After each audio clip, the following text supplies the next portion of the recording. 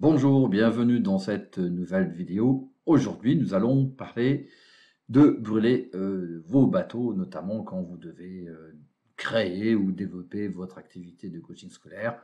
Vous pouvez entendre souvent sur Internet ou des motivateurs comme Robbins, si vous connaissez Anthony Robbins, qui préconisent de brûler ses bateaux. Alors, déjà, qu'est-ce que ça veut dire brûler ses bateaux? Et dans cette stratégie de développement, il y a une grosse erreur à éviter. Je vois beaucoup d'entre vous, comme vous le savez, hein, je fais des entretiens individuels stratégiques et beaucoup font cette erreur justement de brûler leur bateau alors qu'ils ne devraient pas. Voilà. Avant de commencer cette vidéo, hein, je vous rappelle que vous avez une formation gratuite, donc le lien en description sur comment développer, créer ou développer votre activité de coaching scolaire, même si vous n'avez que peu ou pas d'expérience. Je n'en dis pas plus et on va tout de suite voir ce que c'est brûler ces bateaux. Allez, c'est parti. Alors, brûler ces bateaux, qu'est-ce que c'est exactement? Le principe, c'est de simplement tout quitter et éviter de revenir en arrière. Par exemple, lorsque vous avez un emploi salarié à temps plein, vous dites, voilà, je veux développer mon activité de coaching scolaire, en tout cas, je veux la créer et la développer. J'ai besoin de temps et comme j'ai besoin de temps, eh bien, je quitte mon emploi pour me consacrer à temps plein. Donc, oui, pourquoi pas. Donc ça vient de... Alors pourquoi on dit brûler ces bateaux? Parce que justement, il n'y a pas de retour en arrière. Donc ça vous donne... en fait, c'est qu'il n'y a pas d'autre option. Donc vous êtes obligé de réussir et c'est un boost de motivation. Alors pourquoi on dit brûler ces bateaux? Eh bien, c'est une référence au débarquement des troupes de Agathocle de Syracuse, donc le roi de Syracuse, hein, donc un débarquement en Afrique du Nord et donc vers le IVe siècle avant Jésus-Christ. Et donc justement, il a brûlé ses navires pour ne pas avoir de retour possible. Et donc c'est pour montrer aussi la détermination à ces hommes pour envahir le territoire, hein, donc en Afrique du Nord. Donc, ce qui veut dire, en gros, et son décodeur, c'est que quand vous dites vous brûlez, je brûle mes bateaux, eh bien, vous faites comme les troupes d'Agathocle de Syracuse, ou le roi de Syracuse, hein, de dire ben voilà, on brûle tous nos bateaux et on est obligé de réussir, on peut pas retourner en arrière. Ça veut dire ça. Donc, quand vous quittez votre emploi, dites voilà, je quitte mon emploi, il n'y a pas de retour en arrière, j'ai le couteau un petit peu là, je suis obligé de réussir. Donc, vous supprimez vos filets de sécurité. Donc, vous créez en fait ce qu'on appelle un point de non-retour et qui vous oblige de vous concentrer sur votre énergie. C'est ce qu'avait fait d'ailleurs Lindbergh, qui, lorsqu'il a traversé l'océan Atlantique, il a carrément brûlé ses bateaux. C'est-à-dire qu'il ne pouvait pas retourner. Il a fait en sorte, quand il a préparé son avion, donc le plus inconfortable possible, pour pas être tenté de s'endormir, et il n'y avait pas de retour possible pour lui. Il était obligé d'aller jusqu'en Europe. Voilà. Donc il avait aussi quelque part brûlé ses bateaux. Et quand vous brûlez vos bateaux, eh bien, évidemment, vous concentrez votre énergie sur la réussite et vous avez un surcroît de stress, hein, et ce surcroît de stress vous amène, vous êtes obligé, vous ne pouvez pas faire autrement. C'est un petit peu aussi le concept du marche ou crève, hein. Donc là, vous avez pas d'autre choix. Alors, les avantages, bien entendu, c'est que quand vous avez un projet, lorsque vous brûlez vos bateaux, eh bien, il n'y a pas de procrastination possible, il n'y a plus d'excuses possibles. C'est la raison pour laquelle les prédicateurs, j'aime pas dire prédicateurs, mais les grands conseillers en management, tels que Tony Robbins par exemple, eh bien, prônent très souvent de brûler ces bateaux pour être amenés à réussir. Et donc, vous avez un dépassement de vos croyances limitantes. Voilà, vous n'avez pas d'autre choix. C'est un petit peu aussi, hein, lorsqu'on vous met un revolver sur la tempe, là, comme ça, et on vous dit, bon, bah, vas-y, autrement j'appuie sur la gâchette, eh bien, vous y allez. Vous voyez, vous dépassez toutes vos croyances limitantes, toutes vos peurs, vous voulez transgresser. Et bien là, c'est exactement le même principe. Et donc, le douleur de l'échec est trop forte, hein, c'est-à-dire que vous êtes obligé de réussir. Le pistolet, il est virtuel, hein, c'est le fait de se retrouver à la rue, parce que si vous avez quitté votre emploi, eh bien, vous ne pouvez plus y retenir. Vous avez en fait en sorte que vous ne pouvez plus y revenir. Donc, ça génère du stress, et donc ça génère de la performance. Mais le stress est aussi paralysant. Donc, finalement, c'est un moyen, c'est une arme à double tranchant, le fait de brûler les bateaux, parce que si le stress est trop important, eh bien, c'est pas évident. Et c'est ce que dit, alors, à quel moment le stress est efficace? Eh bien, pour théoriser un petit peu ça, c'est la loi de Yerkes-Dodson qui se décompose ainsi, hein. Donc, c'est le lien entre la performance et le stress, ou le lien entre le stress et la performance. Donc, ce sont deux psychologues, hein, qui ont développé ce concept sur le stress et la performance. En 1908, donc, ils ont testé des rongeurs qu'ils sont soumis à du stress pour justement mesurer leur performance. Dans quelle mesure le stress généré permet d'augmenter leur performance. Et en fait, selon eux, enfin en tout cas ce qui a été trouvé et qui est largement repris, c'est que les performances sont améliorées par l'anxiété, ça c'est vrai, jusqu'à un niveau optimal, que le niveau optimal soit atteint.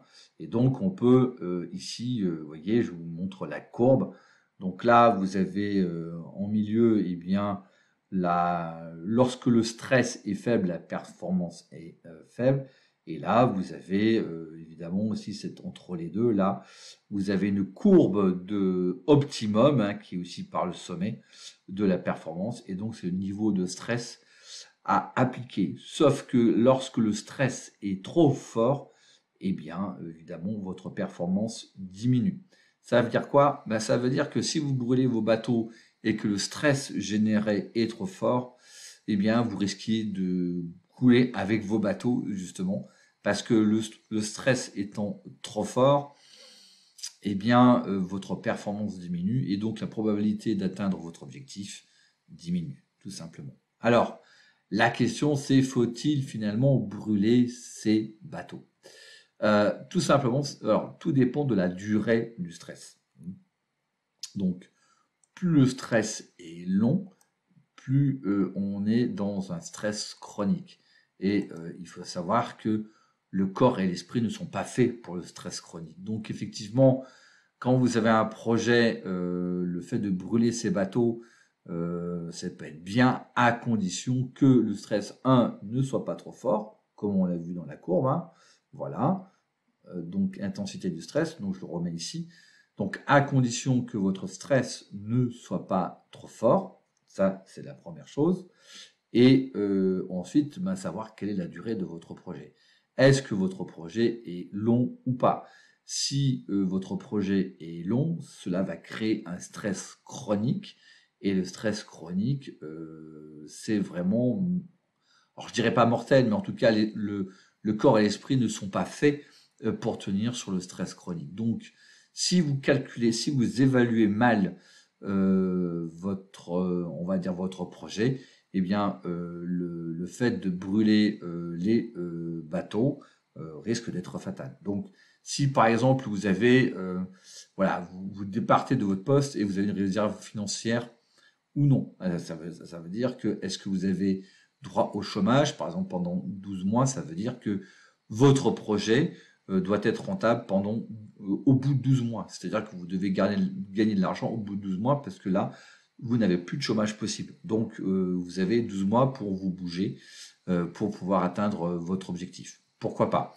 Mais si vous n'avez pas de réserve financière quelconque, le fait de brûler ces bateaux, ça peut être dangereux parce que justement, le stress généré va être plus fort. Pourquoi? Parce que vous savez que vous n'avez pas de coussin de sécurité derrière. Quand vous avez la perspective de 12 mois, vous vous dites, bon, allez, j'ai 12 mois pour faire mon projet, donc j'ai un coussin de sécurité, je brûle certes mes bateaux, mais bon, j'ai le temps, ma réserve financière me permettra de mener à bien mon projet. Donc vous aurez certes le stress de rien avoir au bout de 1 an, mais le stress sera, enfin la probabilité que ce stress atteigne un niveau optimum est plutôt élevée. Maintenant, si vous n'avez pas assez ou peu de réserves, ou pas du tout de réserves financières, et que vous brûlez vos bateaux, le stress tout de suite va être énorme, et donc vous risquez d'avoir une performance qui baisse, justement. Donc sous le stress, on est démontré que le stress baisse les performances, le stress chronique. Donc vous voyez, le stress, on ne peut pas dire que le stress est mauvais, c'est la quantité de stress et la durée du stress. Donc la durée du stress, c'est que le stress ne doit pas être chronique, c'est-à-dire continu. Le corps et l'esprit ne sont pas faits pour ça, donc ne sont pas capables de tenir. C'est comme ça qu'on arrive ce qu'on appelle au burn-out. Le burn-out, c'est un stress intense et qui est sur la durée, et donc ça vous épuise votre énergie. Donc il faut savoir, il faut avoir mesuré ça. Et donc, est-ce que vos réserves financières, évidemment, sont suffisantes? Voilà, donc ça, ce sont les questions à se poser. Si vous n'avez pas de réserve financière suffisante et que votre projet demande une certaine durée, surtout ne brûlez pas vos bateaux. Donc, ne faites pas des paris, c'est un peu la roulette russe avec 6 balles dans le barillet, voyez. Donc, il vaut mieux ce qu'on appelle gérer le risque. Voilà, c'est une autre option. C'est-à-dire que si ça ne fonctionne pas, vous avez l'option A, l'option B, l'option C. Vous avez des plans d'alternatives. Alors, c'est vrai que votre stress sera peut-être insuffisant, qui va être un peu sur la gauche. Mais voilà, donc ne brûlez pas vos bateaux. Donc, dans le développement de votre activité scolaire, donc on va prendre un cas concret pour vous l'illustrer. Donc, imaginez que vous êtes enseignant à temps plein. Et donc, si vous vous dites, voilà, je veux développer, je veux créer, développer une activité de coaching scolaire, je vais me former, je vais créer mon activité, je veux créer mon réseau, etc., etc. Donc, vous voyez que ça va prendre du temps. Vous n'aurez pas vos premiers clients quand vous allez partir de l'éducation nationale, vous voyez. Donc, vous aurez peut-être, comme vous n'avez pas de réseau de parents il faudra développer ce réseau. Donc, quand vous allez partir en disponibilité, vous avez 0. La disponibilité de l'éducation nationale, c'est que vous avez 0. Donc, si vous n'avez pas d'économie, au moins 1 an d'économie, eh bien, vous allez vite vous retrouver en difficulté. Donc, en fait, il est déconseillé, fortement déconseillé, de brûler ces bateaux.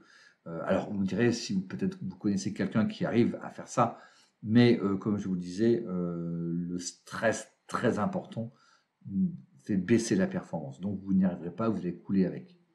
Donc, il vaut mieux, par exemple, mesurer le risque et de se dire, voilà, je baisse, je me mets en disponibilité, c'est-à-dire que je travaille à 80%, donc je subis une baisse de mes revenus de 20%, ce qui me crée un stress quand même, parce que c'est quand même une baisse de revenus, mais ça me laisse le temps de travailler mon projet. Donc, j'ai du stress, mais qui est suffisamment supportable et, on va dire, entre guillemets, intense pour être motivé, parce que j'ai quand même le couteau là. Voilà, même si, je peux revenir à 100%, vous voyez. Mais il vaut mieux avoir ça, vous avez plus de chances de réussir.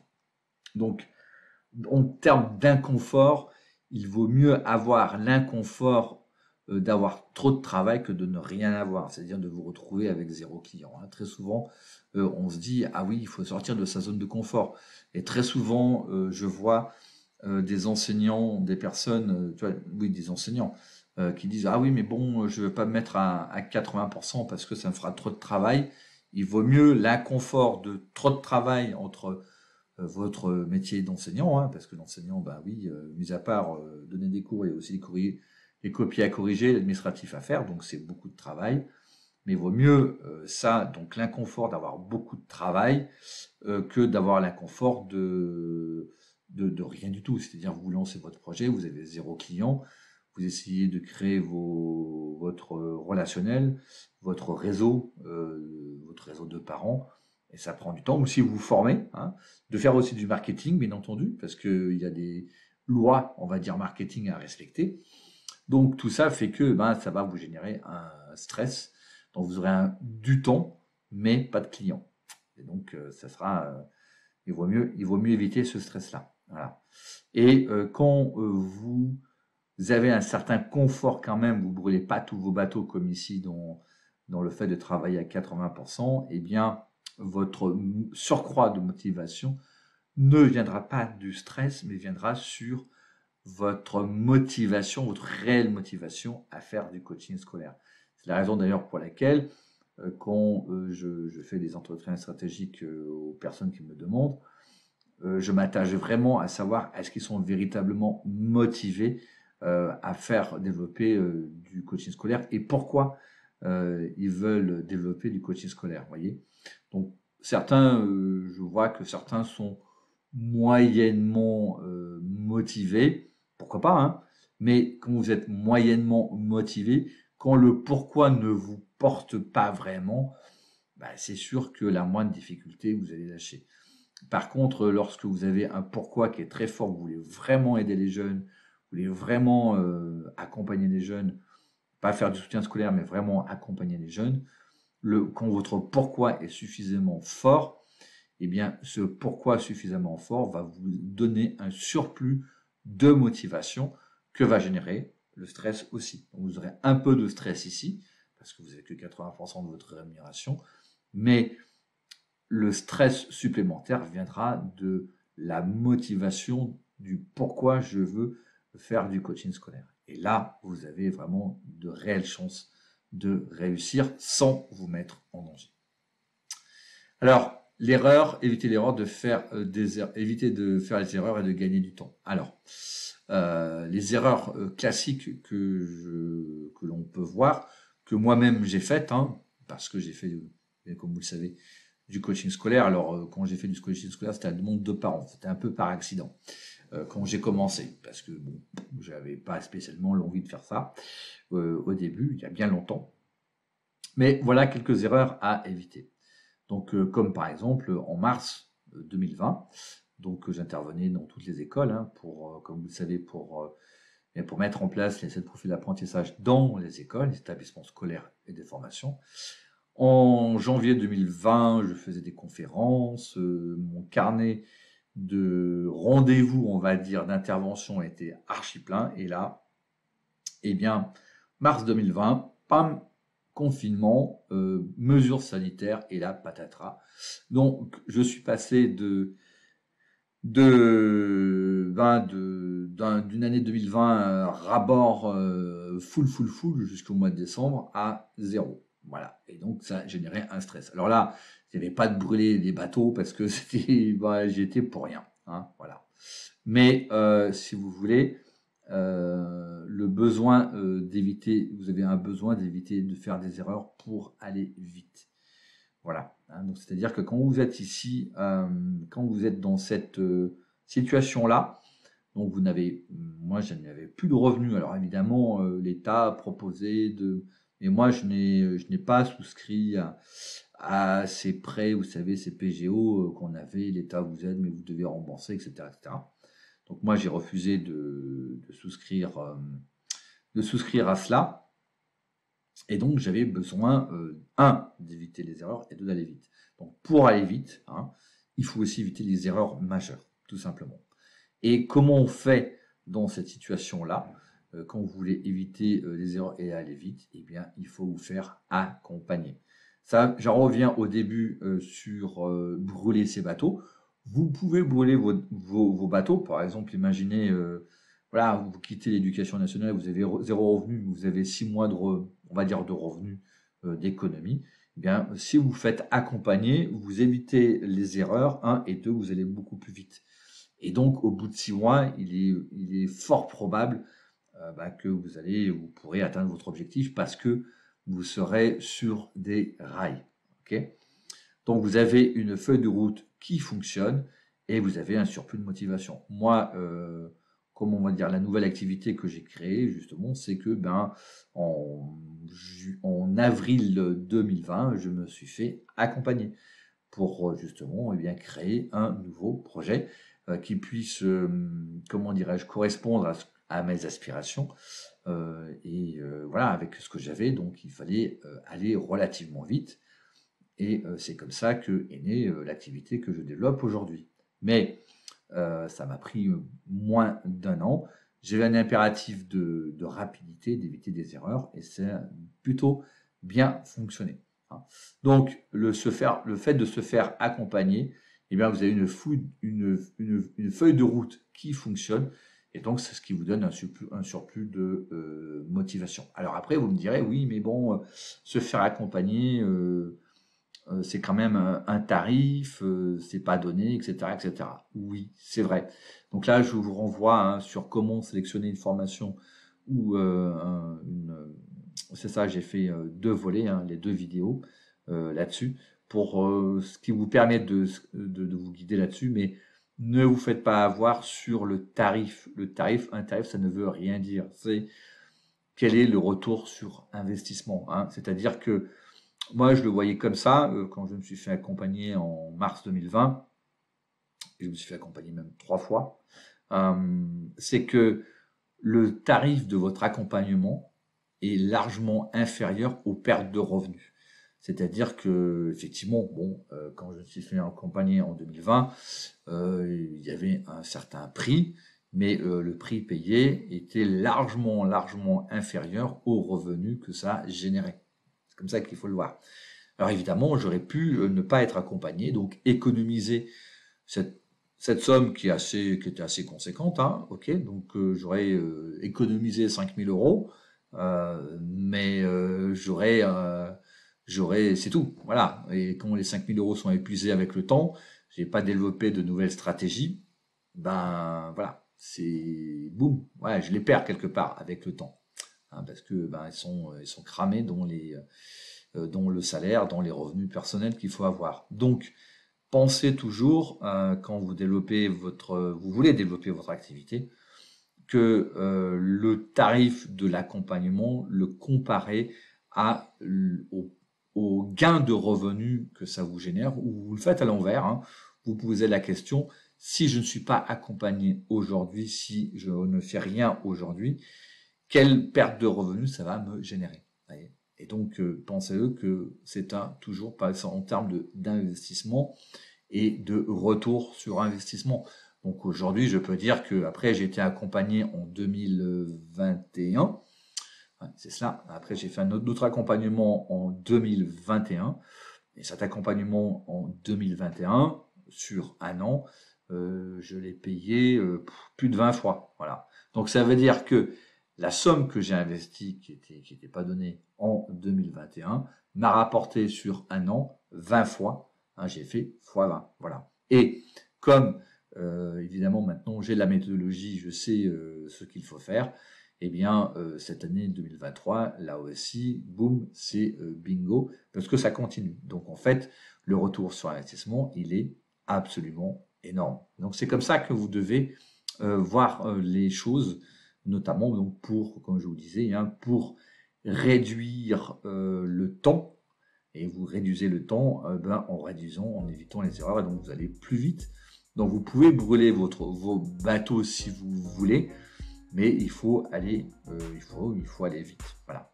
Autrement, il faut avoir un plan A, un plan B, un plan C. Donc il faut mesurer les risques. Voilà, c'est tout pour cette vidéo. Donc là, je vous ai donné des éléments. Alors, faut-il brûler ces bateaux ?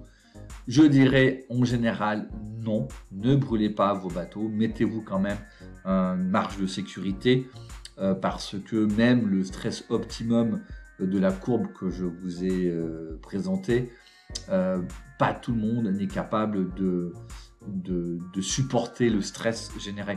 Et très souvent, quand vous vous lancez dans un projet, eh bien ça prend un peu plus de temps. D'ailleurs, c'est ce que je dis souvent à ceux qui rentrent dans mon programme, disait attention, soyez sûr que quand vous développez votre réseau, mettez-vous dans la tête au moins 6 mois pour le développer. Les parents qui vont faire du coaching scolaire ne viendront pas tout de suite. Ce sont des prospects. Après, tout est tramé, bien entendu, ils gagnent du temps. mais quand même, ça peut prendre du temps. Donc, évitez de brûler vos bateaux. Et d'ailleurs, je pense que quelqu'un, je me souviens, avait brûlé ses bateaux. Et le premier conseil que je lui avais donné, c'était de retrouver un emploi, de revenir chez son employeur. Alors évidemment, c'était les grandes surprises, en disant, mais j'ai quitté mon emploi pour pouvoir me lancer dans le coaching scolaire, créer mon activité. Mais je lui ai dit, mais tes réserves financières ne sont pas assez importantes. Tu n'as que 3 mois pour tenir. Et je ne veux pas te promettre qu'en 3 mois, tu auras tes premiers clients. Hein, parce qu'il fallait aussi tout créer de A à Z. Donc j'ai conseillé à cette personne de revenir, de reprendre un emploi et de développer son réseau à côté, même si ça pouvait lui prendre du temps. Mais comme je vous le disais, il valait mieux prendre du temps. Voilà, c'est tout pour cette vidéo. Si elle vous intéresse, mettez un pouce, hein, ce qui permet de booster la chaîne. Abonnez-vous à la chaîne et le lien de la formation gratuite en description, bien entendu. Et je vous dis à très bientôt. Ciao!